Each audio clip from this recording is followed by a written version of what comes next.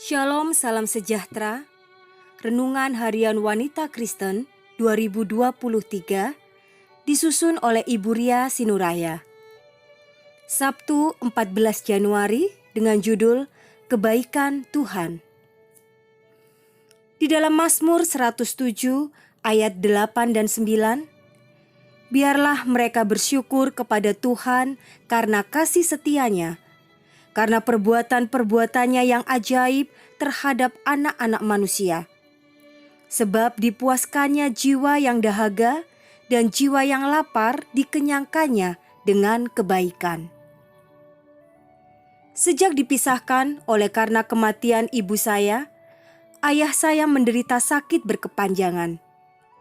Dari 5 orang bersaudara, ayah saya lebih memilih tinggal bersama kami. Banyak pergumulan yang kami hadapi oleh karena penyakit ayah saya yang harus berobat rutin, tidak bisa lagi berjalan ataupun melakukan apapun karena hanya tinggal diam di tempat tidurnya. Hal ini membuat dia selalu meluapkan emosi kekesalannya kepada kami. Tiada hari tanpa masalah yang ditimbulkan ayah saya, seperti melempar barang-barang yang dapat dia jangkau, menumpahkan makanan yang disiapkan, bahkan berteriak-teriak tengah malam. Mungkin ayah jengkel akan kondisinya sendiri. Kami menjalani semua ini dengan tabah, berserah, dan memohon kekuatan dari Tuhan untuk dapat mengendalikan diri menghadapi situasi yang sulit ini.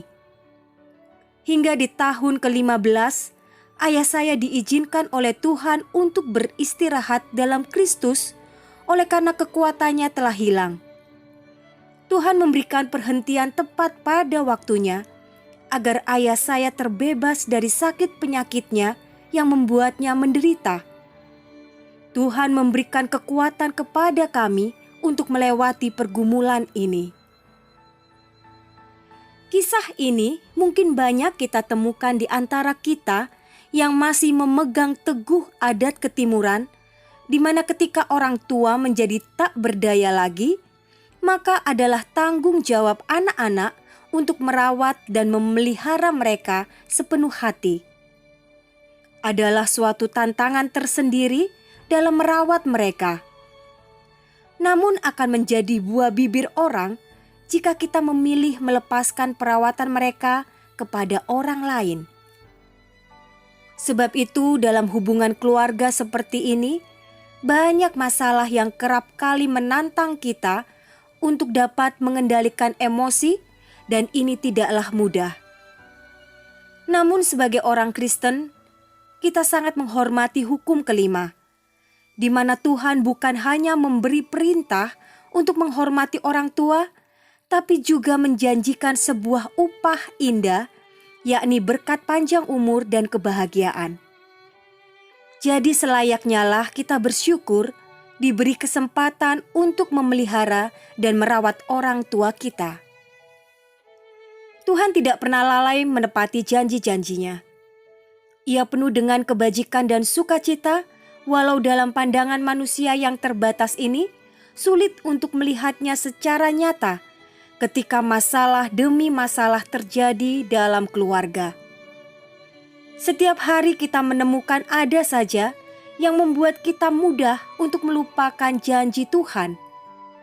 Apalagi jika pergumulan dalam keluarga yang adalah orang terdekat kita memakan waktu belasan bahkan puluhan tahun lamanya. Sangat tidak masuk akal bagi manusia bila kita dengan mudahnya menyatakan betapa kita berbahagia mendapatkan perlakuan sulit dari orang tua atau keluarga yang penuh kepahitan. Misalnya dalam menjalani penderitaan selama sakit atau beban hidup lainnya. Namun dalam pandangan Tuhan, ini bisa dijadikan cawan lebur yang mengizinkannya untuk membentuk dan menempa kita sebagai pribadi. Percayalah kepada kasih-Nya yang selalu adil dan abadi. Pada hari ini sahabat, jika jiwa Anda merasa lapar dan dahaga akan pertolongan, bertelutlah dan berdoa sambil mengucap syukur kepada Khalik Pencipta yang Maha Tahu segala kebutuhan kita, jasmani maupun rohani. Percaya dan beriman adalah sikap yang dibutuhkan oleh karena kita tahu bahwa Allah kita akan mengenyangkan kita dengan kebaikan. Kiranya Tuhan memberkati kita semua sepanjang hari ini.